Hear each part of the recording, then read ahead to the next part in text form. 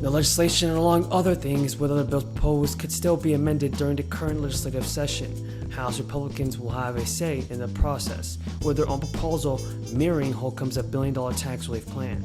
In a statement, the House Speaker reiterated the House leadership would push for refunds. He said Indiana residents need help now, and Indiana is in a position to give them back their money. In the first week of session, House Republicans will prioritize legislation authorizing another round of automatic taxpayer refunds. Holcomb has proposed that Indiana taxpayers receive a $225 refund. That refund will be in addition to the $125 automatic refund taxpayers received upon filing their 2022 taxes as a result of higher than expected revenues late fiscal year. The governor stated this refund is not like the trillions of federal dollars that are printed out of thin air and pumped into the national economy for months on end. These funds are already earned by taxpayers. Chuck Schumer and West Virginia Senator Joe Manchin released an outline of a tax, climate, and healthcare deal on Wednesday, and what could prove to be a major breakthrough after weeks of negotiations. The proposal would raise an estimated $740 billion with revenues going to fund climate and health initiatives, as well as to reduce the budget deficit. While it would amount to the biggest tax hike in years, it's far removed from the comprehensive progressive revamp of the tax code the Biden administration once hoped for. It remains unclear whether the deal would be backed by the full Democratic caucus in the 50-50 Senate. It would also need to pass the House, while progressives sought a much bigger plan. Democrats are aiming to vote on the so-called reconciliation bill, which needs a simple majority to pass. The bill would direct the government to negotiate with drug makers for lower prices on certain medicines and cap what seniors pay on Medicare for prices each year of 2000. The measure also requires pharmaceutical companies to rebate Medicare if they raise the price of the prescription more than just account for inflation. Bad news, inflation is continuing to rise, along with the rising cost of living across the country. Lawmakers like Chuck Schumer are aiming to get President Biden's new bill passed as soon as possible. But Kirsten Sinema has announced some new changes that she wants to be made. Americans who believe that they may have to take up arms against their own government in order to accomplish what they think needs to be done. Madam President, all of this speaks to a very, very dangerous moment for American democracy, and in a number of ways it resembles the conditions that existed in Europe in the 1920s and early 1930s, which led to fascism and totalitarianism. In other words, at a time when so many of our people are hurting, many of them no longer believe that in our democratic system, government is capable of responding to their needs, and they are losing faith in our democracy. The people of this country believe, and in my view correctly, that we have a corrupt political system dominated by the wealthy and the powerful, and that we have a rigged economy in which large corporations are seeing huge profits, some cases heaviest profits ever, while the middle class and working families continue to see a decline in their standard of living.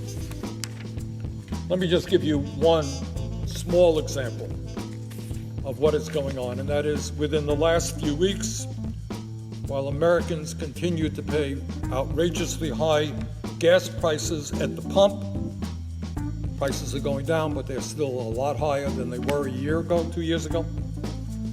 And while people pay high prices, Exxon, Mobil, Shell, and BP reported a record-breaking $46 billion in profits during the second quarter. People pay more at the gas pump. The major oil companies are seeing huge profits.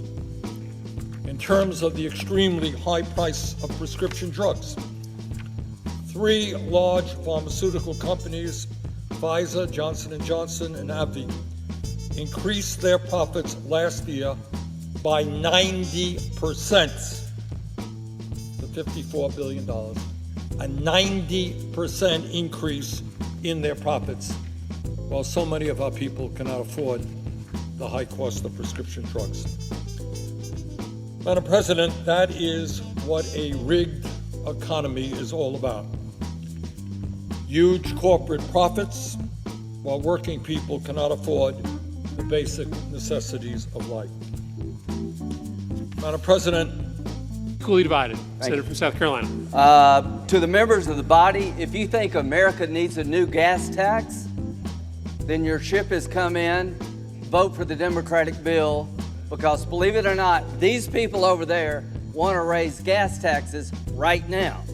The last time they tried to help you was the American Rescue Act, and here's what the Vice President said.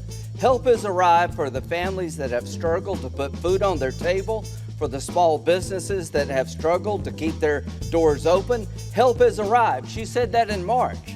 Inflation was 2.6%. Help has arrived. It's 9.1%.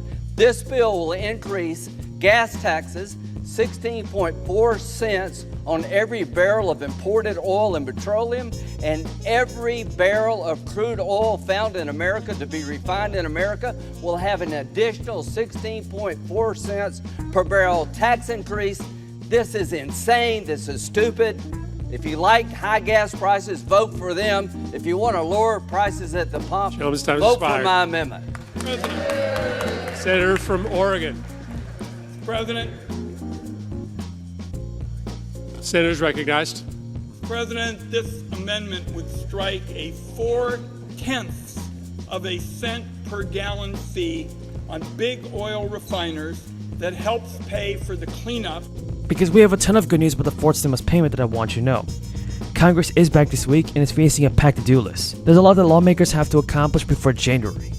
Hopefully they can get the job done this time. For weeks, the White House has been urging Congress to pass more crisis funding, but lawmakers have been trying to approve this aid, and there are disagreements appear about how to be paid for, and a Republican push to add amendments addressing some of the legislative priorities.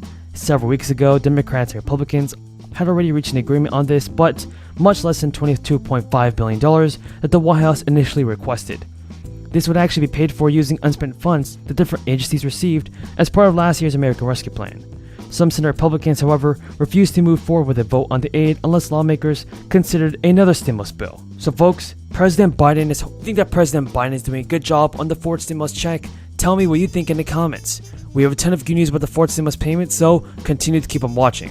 $1,200 monthly checks have finally been approved and proposed for Americans, including Social Security, SSDI, and SSI. Okay, so millions of people in the United States that earn under $200,000 could get monthly payments of $1,250 very soon, while the expanded monthly child tax credit payments were temporarily paused back in December 2021. Lawmakers want to send out more stimulus relief money, and now Utah Senator Mitt Romney has an idea for another beneficial program. Senator Romney proposed a new program called the Family Security Act, which aims to reduce child poverty by providing similar stimulus payments to the child tax credit. Eligible families will be provided with monthly payments of $350 for each